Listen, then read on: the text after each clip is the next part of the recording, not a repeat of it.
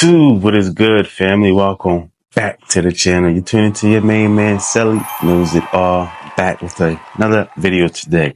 So guys, I am so excited for this video, man. Been so excited to try something from this brand, comparing side by side, clone versus the OG. I have Hypnotizing Fire here, guys. Mesmeric fire. Hey man, it is the showdown. I've heard great things from the house of yom&layl from my guy Dedrick. That is the only reason I've been interested in trying the house. He has been putting the community on smash lately when it comes to yom&layl. So guys, I'm excited for this video and I know you guys are excited as well. Dedrick is my guy. He's my guy 100%. He's a friend that I've made throughout this YouTube journey and I cherish his friendship.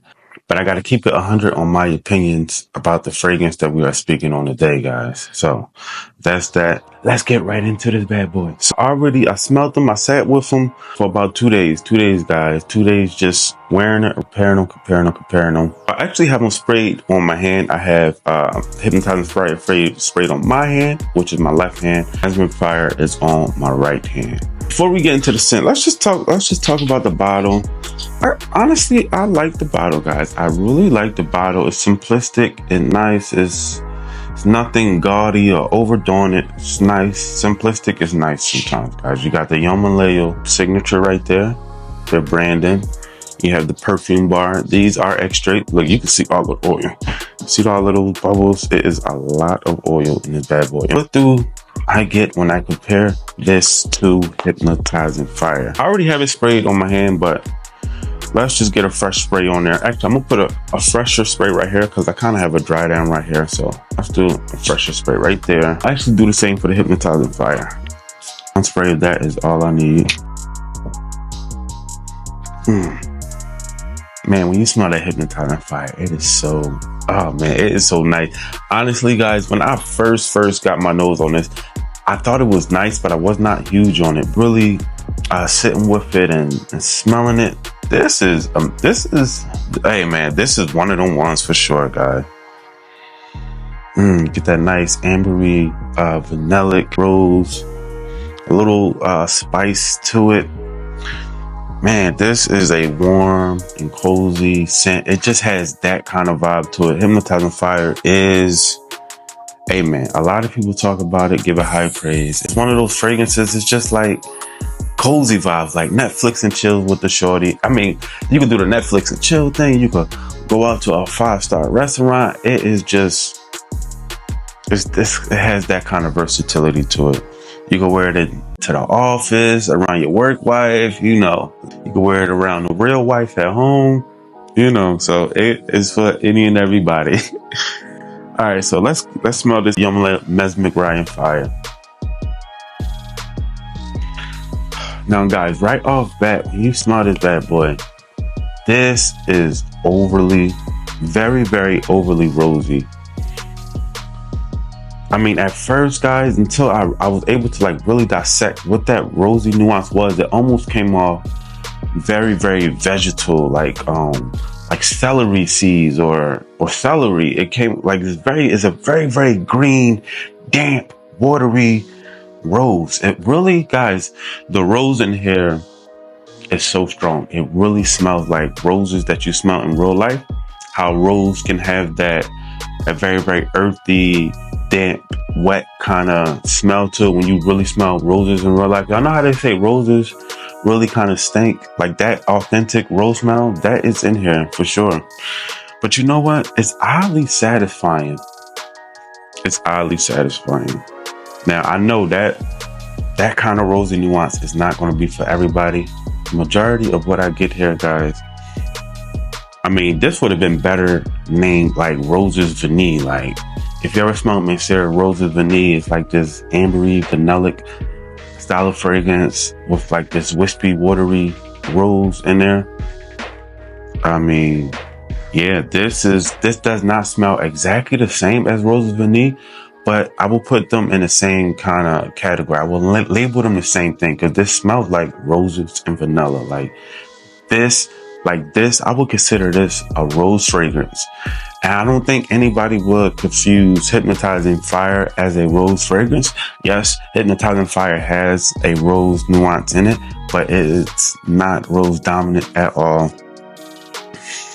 Guys, I gotta be honest. Now listen, if you compare these two together, which yom&layl does, they market it as a clone of Hypnotizing Fire. Honestly, guys, it is a horrible clone of Hypnotizing Fire. It is very bad when you compare it to Hypnotizing Fire. Now, listen, when I smell this, guys, I do not think Hypnotizing Fire. I don't smell this and go, oh, they're trying to clone the Hypnotizing Fire DNA. I just don't get that. I don't get that, guys. That's not the vibe it puts me into. Like I said, it's more of like in the vibe of like Roses Vanille from Mancera, even though they're not exactly the same. But if you smell Roses Vanille and you smell this, you'll know where I'm going with that kind of comparison. I mean, that rose is so present in here. I kind of like it. Now, like I said, guys, if you compare it to Hypnotizing Fire, it is a bad clone. But if they would have marketed this fragrance as their own signature, their own line, I think it is a really sexy, romantic, rose, ambery, vanillic fragrance. I think it has a nice sexiness to it. I'm not gonna lie, guys. On its own, do I like the scent? Yes, I like the scent. I don't see everybody liking this scent just because how damp and almost authentic that rose that is in here, which is a good thing. If you want a authentic rose scent, when I say authentic rose scent, think of roses in the market, or roses in the market with a little bit of water sprinkled on them. You smell them, you get that damp, rosy, earthy smell. It smells just like that. However you perceive rose, that is exactly how this bad boy smells, guys. And I know that's not for everybody, but under that rose is like a lot of warmth, a little bit of sweetness, little subtle spiciness. Like, guys, if they would have just put this as their own signature fragrance, I think it would have been a home run. But where you mess up at when you compare it to the Hypnotizing Fire, well, then I gotta compare it as such. And when I make that comparison, it is honestly, I wouldn't even say this is 70% Hypnotizing Fire.